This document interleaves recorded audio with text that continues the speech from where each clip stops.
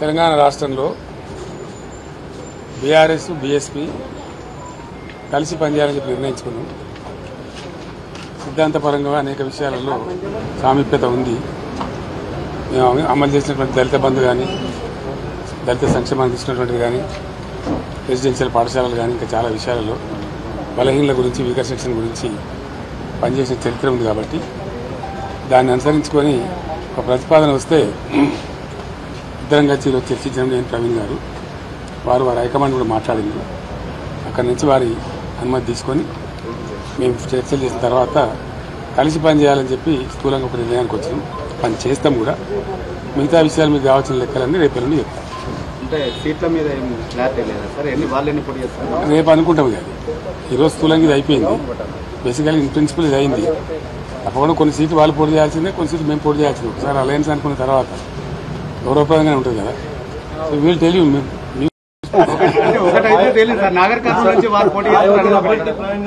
పెద్దపల్లి నుంచి చేద్దా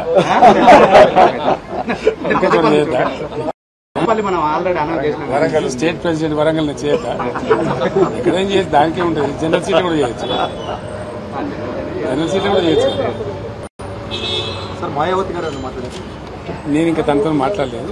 ప్రవీణ్ గారు మాట్లాడి ఓకే చేసుకుని మళ్ళీ నాతో మాట్లాడారు. నేను రేపట్ల మాట్లాడతాను. పాత పరిచయం ఇతర పార్టీలు ఏమన్నా కలిసి వచ్చే అవకాశం ఉందా? చూద్దాం ఏం జరుగుతుందో. నేను సస్పెన్స్ ఉంది కదా మనకి ఇప్పుడు. Thank you sir. Modi tour pi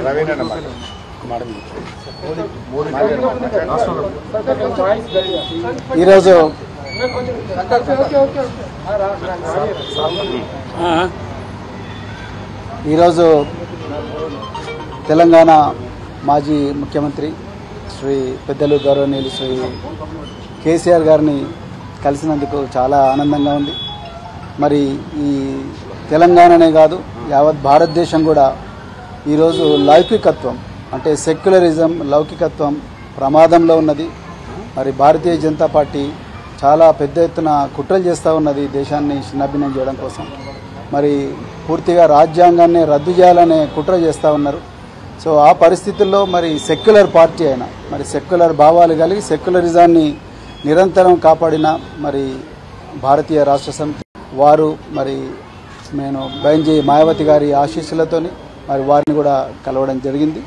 so ఈ తెలంగాణలో ఈ రాజ్యాంగానికి ప్రమాదం ఏదైతుందో, లౌకికత్వానికి ఏదైతే ప్రమాదం ఉందో, ఈ బీజేపీ నుంచి తర్వాత మరి ఈ మధ్యనే కాంగ్రెస్ కూడా మరి బీజేపీ లాగానే మారుతూ ఉన్నది. ఈ రెండు పార్టీల నుంచి ముప్పు నుండి మరి తెలంగాణను కాపాడడం కోసం మరి మేము అంటే బహుజన్ సమాజ్ పార్టీ మరి భారతీయ రాష్ట్ర సమితితో కలిపి మరి పార్లమెంట్ ఎలక్షన్లలో కలిసి పనిచేయాలని ఇప్పుడే మరి పెద్దలు గౌరవనీయులు కేసీఆర్ గారి దగ్గర మరి మాట్లాడడం జరిగింది.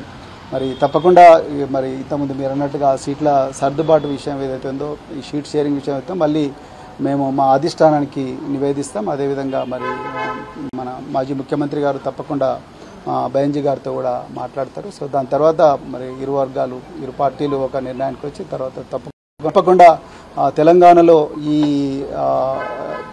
స్నేహం అనేది తప్పకుండా తెలంగాణ ప్రజల జీవితాలను మారుస్తుంది. తెలంగాణ ప్రజల విలువలను ఏదైతే గంగా జమున తహజీబ్ అని అంటున్నామో ఆ విలువలను, ఆ సంస్కృతిని తప్పకుండా కాపాడుతుంది. బహుజన వర్గాలందరి జీవితాలు బాగుపడతాయి. ఇలా నిరుద్యోగులు సంతోషంగా లేరు.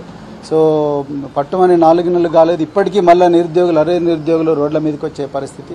అదేవిధంగా పెద్ద ఎత్తున ఈ లౌకికత్వానికి తూట్లు పొడిచే సంస్కృతి అనేది మరి తెలంగాణలో వస్తూ ఉన్నది. అందుకొరకే ఈ స్నేహం అనేది, ఈ ఐకమత్యం అనేది రాబోయే రోజుల్లో తెలంగాణ సమాజాన్ని చాలా గొప్పగా మార్చబోతున్నది. సో చాలా ఆనందంగా ఉంది అలా మరి ఈ విషయం మీతో మాట్లాడుతున్నందుకు. తప్పకుండా తెలంగాణ ప్రజలు దీన్ని ఆస్వాదిస్తారు, ఆశీర్వదిస్తారని చెప్పేసి నేను కోరుకుంటున్నాను. కేసీఆర్ గారు మరి ఈ సమయం మాకు ఇచ్చినందుకు మరొకసారి ధన్యవాదాలు.